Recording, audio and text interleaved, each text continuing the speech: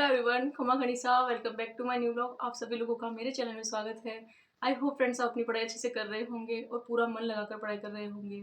और फ्रेंड्स आपसे कहना चाहती हूँ जैसे कि अभी जो हमें अपने क्या करना है, हमारा जो वातावरण है या फिर जैसा भी माहौल है उसी में हम अपने जो छोटे छोटे टारगेट बनाते हैं उसको हमें कंप्लीट करते जाना है। मानती हूँ कि हमेशा हर किसी इंसान के साथ में माहौल वैसा नहीं होता है जैसा कि हम चाहते हैं। धीरे धीरे कंसिस्टेंसी बनते बनते बहुत बड़े परिणाम में बदल जाए या फिर कहेंगे सक्सेस की ओर हमें ले जाए। तो बस यही करना है। तो फ्रेंड्स फाइनली आपको देना चाहूँगी कुछ कमेंट्स के जवाब। एक कमेंट आई है, मैम थ्योरी कैसे पढ़ रही हैं? थ्योरी को तो थ्योरी की तरह ही पढ़ना होता है। जैसे कि एक बार जब हमने मोटे मोटे तौर पर पढ़ा था, है ना, उसके बाद में अब हमारा दूसरी बार रिवीजन चल रहा है। तो दूसरी बार में थोड़ा थोड़ा कुछ बातें हमको लगती है उसको अंडरलाइन करते चलते हैं, कुछ कुछ बातों को, है ना, इसी तरह से पढ़नी है। क्योंकि अब जब तीसरी बार आप रिवीजन करोगे ना तो हमारा ध्यान उसी पर होना चाहिए जहाँ पर हमने अंडरलाइन की है। तो दूसरी बार में हमें थोड़ा ध्यान से जब पढ़ेंगे थ्योरी को तो अंडरलाइन करते हुए पढ़ते जाना है। और बस यही है कि हर एक टॉपिक को धीरे धीरे क्लियर करना है। थ्योरी पढ़ने का यही तरीका होता है कि जैसे हम बुक उठाते हैं और थ्योरी पढ़ते हैं तो पढ़ने में तो हमें ऐसा लगता है कि ना बहुत ज़्यादा टाइम लगने वाला है, पता नहीं ये कब पूरी होगी। इससे अच्छा तो मैं ऑब्जेक्टिव क्वेश्चंस देख लेता हूँ या देख लेती हूँ। ऐसी बहुत सारी प्रॉब्लम आती है हमारे सामने। लेकिन बस यही कहना चाहूँगी, एक बार अपने मन को स्ट्रॉन्ग बना के हमें थ्योरी वाले पार्ट को पढ़ना है अभी। क्योंकि जैसे हम तीसरी चौथी बार रिवीजन करेंगे ना उस वक्त हमें थ्योरी थोड़ा पढ़ना अच्छा लगने लग जाएगा।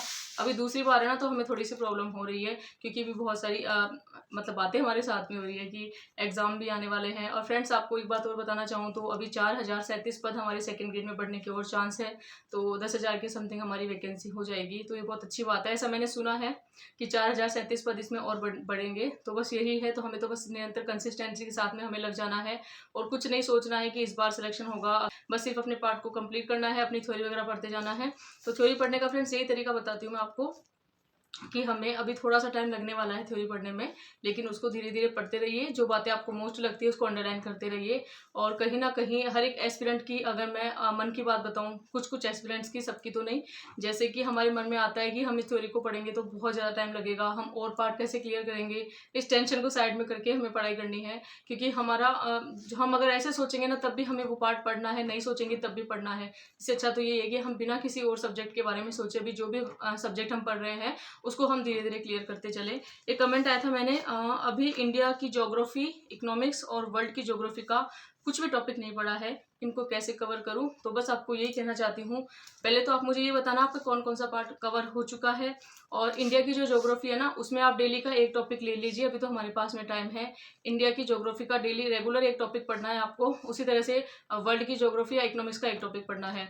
और अगर मैं आपको एक बात और कहना चाहूंगी, इसमें से आपको कोई पार्ट टफ लगता है ना कि आपका समय भी खराब हो रहा है, याद कुछ नहीं हो रहा है, तो आप उस पार्ट को छोड़ सकते हैं। ये मैं आपको एक व्यक्तिगत तौर पे बता रही हूँ ऐसा। क्योंकि वो कहते हैं ना कि सिलेबस जो होता है वो पूरा 100% किसी को याद नहीं होता है, उसमें से हमें 80% ही याद करना पड़ता है। उसी में इंसान का अच्छे से सिलेक्शन, किसी भी एस्पिरेंट का अच्छे सिलेक्शन हो जाता है। तो इसमें से आप एक पार्ट, अगर आपको सारे सब्जेक्ट अच्छे लग रहे हैं तो आप इनको कर सकते हैं, और अगर नहीं लग रहे हैं ना तो आप इनके डेली एक एक टॉपिक पढ़ना शुरू कीजिए। मान लो आज आपने इंडिया की ज्योग्राफी का एक टॉपिक उठाया, अब मुझे अच्छे से पता है वो आज पूरा नहीं होने वाला है क्योंकि आप अदर सब्जेक्ट भी पढ़ते हो।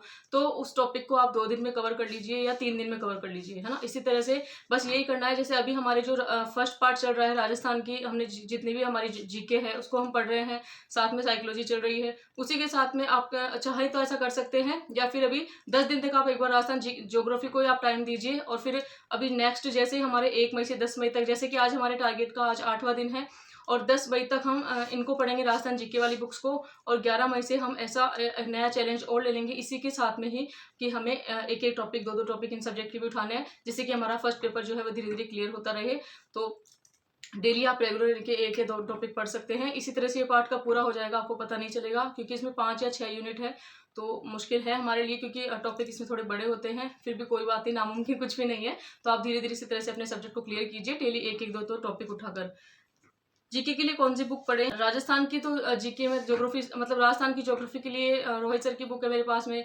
राजस्थान की कल्चर के लिए नाथ सर की बुक है। राजस्थान की हिस्ट्री के लिए धिंदवाल सर की बुक है। राजस्थान की करंट अफेयर्स नानक सर की क्लास है, नानक सर की बुक है मेरे पास में। और राजस्थान की जो पॉलिटी है उसमें राहुल चौधरी सर की बुक है।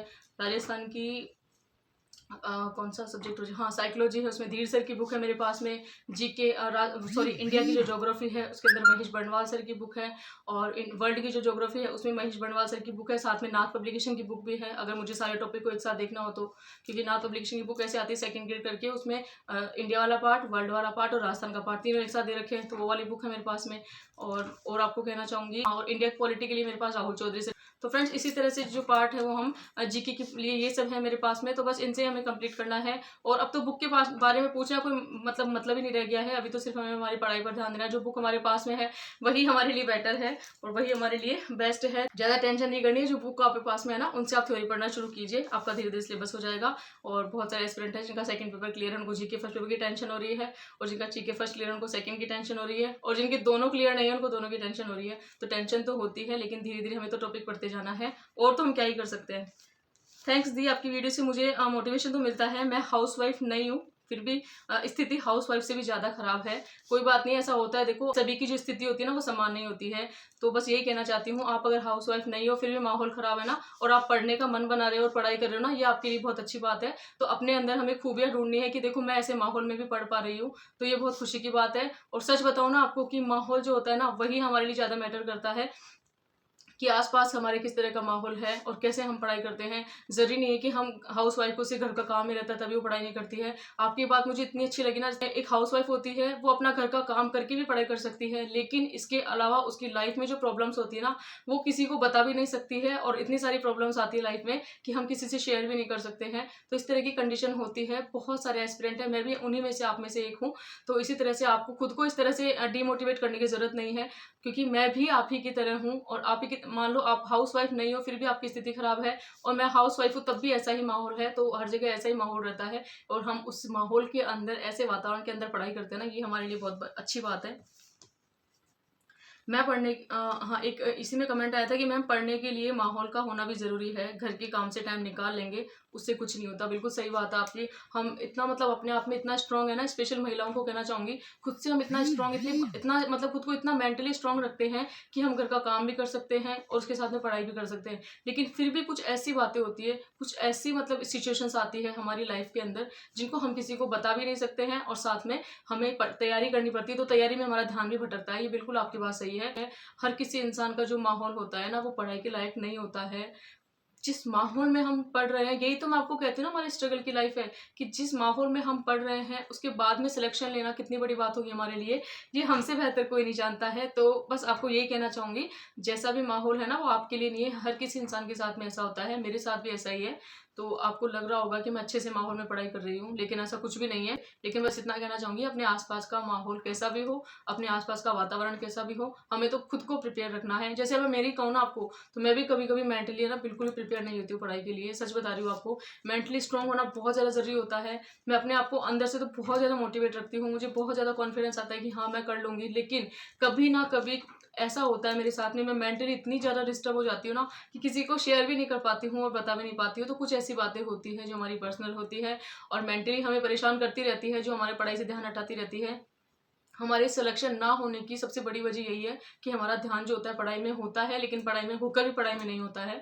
तो आप समझ सकते हैं, मैं आपकी परिस्थिति को, आपकी सिचुएशन को अच्छे से समझ सकती हूँ, लेकिन इतनी ऐसी सिचुएशन के बावजूद भी आप पढ़ाई कर रहे हैं ना, ये आपके अंदर प्लस पॉइंट है। और धीरे धीरे अपनी पढ़ाई को आप कंटिन्यू रखिए, एक ना एक दिन सफलता जरूर मिलेगी। इसी उम्मीद के साथ में आपको कंटिन्यू स्टडी करते जाना है।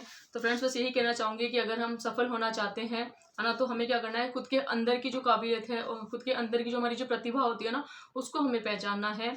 और बस बाकी यही तो, जब भी तो मैं आपको बार बार बोलती हूँ, हमें किसी पर ध्यान नहीं देना है। किसी पर से मेरा मतलब यही होता है कि हमारे आसपास के माहौल पर, हमारे आसपास के लोगों पर, हमारे आसपास कैसा माहौल है, क्या हम उसमें पढ़ाई करने के लायक हैं या नहीं है। तो इन सब चीज़ों के लिए तो मैं आपको कहती हूँ कि सिर्फ आप अपना एक कोना पकड़ लीजिए और वहाँ पर अपने बुक्स के साथ में बैठ जाइए। बाकी किसी से कोई मतलब नहीं होना चाहिए। कुछ गिने चुने लोग हैं आपकी लाइफ में जो आपके लिए बहुत ज़्यादा इंपॉर्टेंस रखते हैं, वो ठीक है, लेकिन कुछ लोग ऐसे होते हैं जो इतना माहौल ख़राब करते हैं कि पढ़ाई का तो माहौल बन ही नहीं पाता है। मैं आपकी जो बात है ना उससे पूरी तरह से सहमत हूँ। फिर भी हम पढ़ाई कर रहे हैं, ये हमारे लिए बहुत अच्छी बात है। बहुत सारे लोग होते हैं, उनको 1 सेकंड लगती है कहने में कि इतने दिन हो गए कि तुम्हारा सिलेक्शन क्यों नहीं हुआ? लेकिन कभी उन्होंने ये नहीं सोचा कि कैसा माहौल मिलता होगा पढ़ने के लिए, कैसे तैयारी करते होंगे, क्या पढ़ाई ढंग से हो पा रही होगी, कौन-कौन लोग हैं जो डिस्टर्ब करते होंगे, ये कोई भी इंसान नहीं जानता है। मैं एक इंसानियत के नाते एक ऐज़ ए एस्पिरेंट या एज़ ए हाउसवाइफ आपसे यही कहना चाहती हूँ, ऐसी सिचुएशन बहुत सारे लोगों की लाइफ में होती है, तभी हमारा जो ये कहते हैं ना विद्यार्थी जीवन है, ये एक एस्पिरेंट की जो लाइफ है ना इसीलिए स्ट्रगल से भरी हुई इसको कहा जाता है, क्योंकि इसमें बहुत सारे पड़ाव आते हैं। कभी खुशी होती है, कभी गम, कभी दुख, कभी क्या, कभी कैसी स्थिति, कभी कैसा माहौल, कभी मतलब हमारा इतना ध्यान डाइवर्ट करने के लिए इतनी सारी सिचुएशंस आती रहती है ना, जिनको हम बता भी नहीं सकते हैं, साथ में शेयर भी नहीं कर सकते हैं। उसके बावजूद हम हमारा टाइम पढ़ने के लिए निकाल रहे हैं, तो कहीं ना कहीं हम सिलेक्शन लेने के लायक हैं और हमारा सिलेक्शन जरूर होगा। इसी उम्मीद के साथ में हमें हमेशा पढ़ते रहना है। कमेंट आई थी डेली रूटीन शेयर कीजिए, तो बस यही कहना चाहती हूँ आपसे कि मैं डेली रूटीन इसलिए शेयर नहीं कर पाती, उसके लिए मुझे हर वक्त फ़ोन हाथ में रखना पड़ेगा, क्योंकि कहते हैं ना कि जो ब्लॉगर की लाइफ होती है वो ऐसे नहीं होती है। हमें कैमरा हर वक्त हाथ में रखना पड़ता है, तो हमारा ध्यान कैमरे पर रहेगा, छोटी-छोटी बातों को हमें कैप्चर करना पड़ेगा। तो इसीलिए मेरे पास इतना भी वक्त है नहीं, क्योंकि हमारे पास में टाइम कम है, आप अच्छे से जानते हैं। इसके अलावा ऐसी कोई बात नहीं है। आप लोग सेकंड ग्रेड एसएससी सब्जेक्ट से तैयारी कर रहे हो और मेरे चैनल पर नए हो, तो चैनल को लाइक, शेयर एंड सब्सक्राइब कर सकते हैं। इसी तरह से सपोर्ट करते रहिए और मुझसे जैसी भी बातें मैं आपसे मेरे मेरे साथ में जो सिचुएशन है, मैं आपसे अपनी थॉट शेयर करती हूँ, है ना? और कैसे ना कैसे मैं चाहती हूँ मैं खुद भी मोटिवेट रहूँ, साथ में जो मेरे एस्पिरेंट जो हमारा छोटा सा यूट्यूब परिवार है, इससे जो भी लोग जुड़े हुए हैं ना, वो अपनी लाइफ में इन सब बातों से घबराए नहीं। इसीलिए बस यही एक मेरा मतलब उद्देश्य था, कहूँ तो एक मैं कैसे ना कह के जो भी एस्पिरेंट तैयारी करते हैं और उनके लाइफ में ऐसी सिचुएशंस आती है, तो वो क्या करते हैं, पीछे हट जाते हैं, उनसे घबरा जाते हैं, वो पढ़ाई करना छोड़ देते हैं या उस माहौल में ढल जाते हैं या फिर डीमोटिवेट हो जाते हैं या अधिकतर दुखी रहते हैं। तो बस यही कहना चाहती हूँ, हमें ये सब नहीं करना है। ऐसा माहौल सभी की लाइफ में होता है, ऐसे आसपास का वातावरण सभी की लाइफ में होता है। इस दुनिया में सभी लोग अधिकतर समान ही है और हमारी जो लाइफ है ना एस्पिरेंट की, वो भी सेम ही है, कुछ ज़्यादा अलग नहीं है। सभी की लाइफ में स्ट्रगल है, लेकिन स्ट्रगल का दौर है, धीरे धीरे निकल जाएगा। हमें सिर्फ पढ़ाई करते रहना है। और आई होप फ्रेंड्स आपको आज का लोग पसंद आया होगा। पसंद आया हो और चैनल पर नए हो तो चैनल को लाइक, शेयर एंड सब्सक्राइब कीजिए। तो फ्रेंड्स फाइनली यहाँ पर अब मैं अपना टाइमर शुरू कर रही हूँ और टाइमर शुरू करके मैंने यहाँ पर उठाई है राजस्थान की करंट अफेयर्स। वैसे हम जो भी बुक्स पढ़ते हैं उनका रूटीन में लेकर आऊँगी कि एक दिन में कौन कौन सी बुक कवर कर रही हूँ मैं, ये तो मैं आपको बता ही दूँगी अपने डेली रूटीन में। बस मुझसे पूरे दिन का व्लॉग वगैरह नहीं बनता है अभी। जैसे फ्री होंगे ना हम इसे सेकेंड ग्रेड के एग्ज़ाम से, उसके बाद में अब जैसे भी हमें अच्छा लगता है कि हाँ हमें इस तरह से व्लॉग पढ़ाना है, इस तरह से हम ब्लॉग बनाना है, इस तरह से हमारा डेली रूटीन शेयर करना है, वो करूँगी। तो फ्रेंड्स एक ही बात कहना चाहती हूँ हमारे कि हर जो मुश्किल आती है ना हमारे साथ में, जो मुश्किलें आती है हमारी लाइफ में, वो हमारे अंदर की हमारी जो पावर होती है, हम कितने अंदर से स्ट्रांग है, इन सब का इम्तिहान लेने के लिए आती है। कहीं ना कहीं आपको मेरी बात सच लगेगी और ये बात बिल्कुल सच भी है कि अंदर से हमें खुद को वो कहते हैं ना कि आजमाने ऐसी मुश्किलें आती है कि हम कितना अंदर से स्ट्रांग है, कैसे हम इतनी सब प्रॉब्लम्स को झेल पाएंगे। तो वही सब है, लेकिन इन सब से हमें घबराना नहीं है। मेरे यही एक मोटिव रहता है ब्लॉग बनाने का कि ज़िंदगी में बहुत सारे एस्पिरेंट ऐसे हैं जिनकी लाइफ में प्रॉब्लम्स होती हैं और वो तैयारी नहीं कर पाते हैं। तो कैसे भी करके आपको अपनी तैयारी करनी है और देखना एक ना एक दिन हमें हमारे लक्ष्य की प्राप्ति ज़रूर होगी। जो भी हमने अपना सपना देखा है वो मंजिल हमें ज़रूर मिलेगी। बस खुद को हमें कंसिस्टेंसी बनाकर पढ़ते जाना है, डीमोटिवेट नहीं होना है, नहीं आना किसी की बातों में हमें कि कौन क्या कर रहा है कब, बस हमें सिर्फ अपनी पढ़ाई पर ध्यान देना है। तो फ्रेंड्स फाइनली यहाँ पर मुझे अभी 6.5 घंटे के समथिंग हो चुके हैं। तो अभी मैं दिखाती हूँ आपको अपनी स्टडी टेबल का हाल, जो कि फट चुकी है। इस पर मैंने वो शीट आती है एक टेबल पे, वो लगाई थी, पहले ब्राउन थी ये, लेकिन इसका हाल देखो फट चुकी है, बार-बार मेरी बुक्स में उलझती रहती है।